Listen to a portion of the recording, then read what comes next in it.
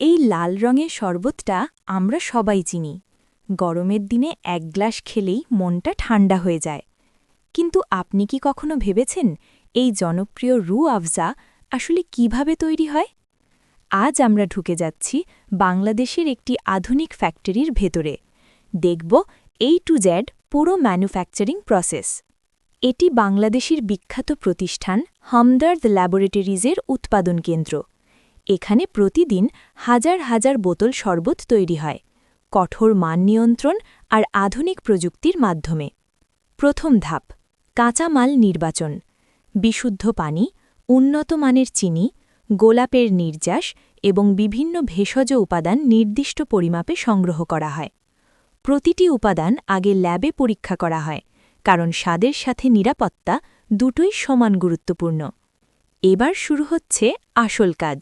বিশাল stainless স্টিলের ট্যাঙ্কে পানি ও চিনি নির্দিষ্ট তাপমাত্রায় গলানো হয়। তারপর ধীরে ধীরে যোগ করা হয় ভেষজ নির্যাস। সবকিছুই কম্পিউটার নিয়ন্ত্রিত সিস্টেমে, যাতে প্রতিটি বোতলের স্বাদ একদম একই থাকে। মিক্সিং শেষে শরবতটি যায় ফিল্টারিং ইউনিটে। এখানে বিশেষ ফিল্টারের মাধ্যমে অপ্রয়োজনীয় কণা সরিয়ে ফেলা হয়। তারপর কোয়ালিটি কন্ট্রোল ল্যাবে রং, ঘনত্ব এবং স্বাদ পরীক্ষা করা হয়। যদি সামান্যতম ত্রুটি থাকে, সেই ব্যাচ সরাসরি বাতিল করা হয়। সবচেয়ে আকর্ষণীয় অংশ বটলিং প্রক্রিয়া। অটোমেটিক মেশিনে প্রথমে বোতল ধোয়া হয়, তারপর নির্দিষ্ট পরিমাণ শরবত ভরা হয়। কয়েক সেকেন্ডের মধ্যেই সিলিং, ক্যাপ লাগানো এবং লেবেলিং সম্পন্ন হয়ে যায়। প্রতি মিনিটে শত শত বোতল প্রস্তুত। এরপর বোতলগুলো কার্টনে ভরে সারা বাংলাদেশে পাঠিয়ে দেওয়া হয়। গরমের দিনে আপনার ইফতার টেবিলে পৌঁছে যায় এই পরিচিত লাল স্বাদ।